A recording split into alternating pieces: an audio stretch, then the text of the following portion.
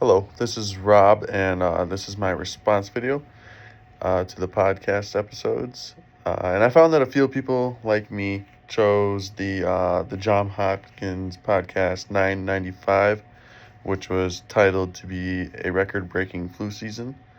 And I found some interesting facts that one of my classmates posted to this podcast. This isn't really a fact, but Bryant talked about how he was interested in the podcast because he was going into the nursing and he wanted to dive deeper into the topic of the flu season and everything.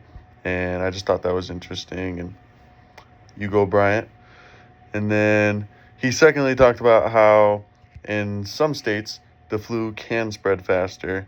I think it depends on like northern hemisphere and southern hemisphere. I did a little bit more research on that and it checks out. Um, the last thing that I found interesting from his post was he said that 10% of people that visit the emergency room every year often have flu like symptoms. And I just thought that was interesting. And then the other podcast that I found interesting from one of my classmates that they talked about was episode 977, and that was titled Health Risks of Alcohol. And my classmate Ethan talked about that. And he said that um, alcohol, tobacco, and asbestos, I think is how it's pronounced, are in the same category, which is type 1, sorry if I pronounce this wrong, carcinogens.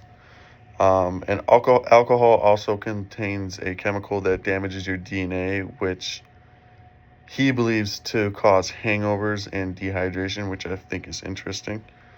That can stir up a very interesting question for the near future. Um, Me and Bryant's ideas did mesh, but we didn't really talk about the same things as far as facts.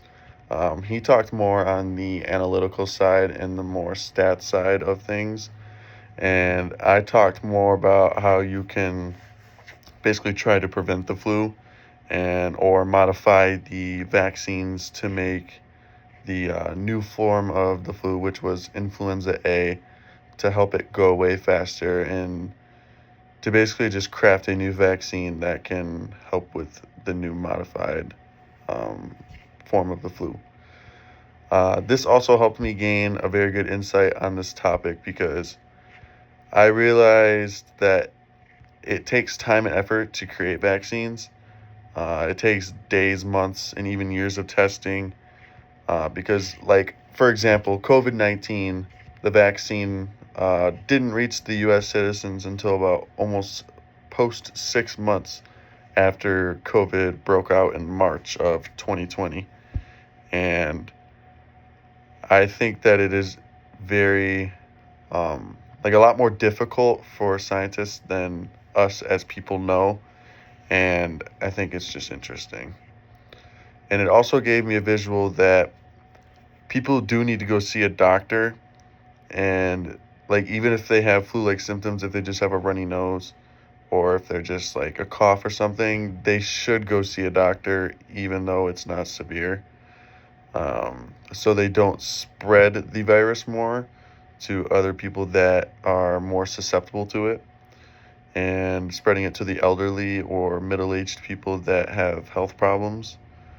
um, But yeah, that was my response video. Hope you all enjoyed.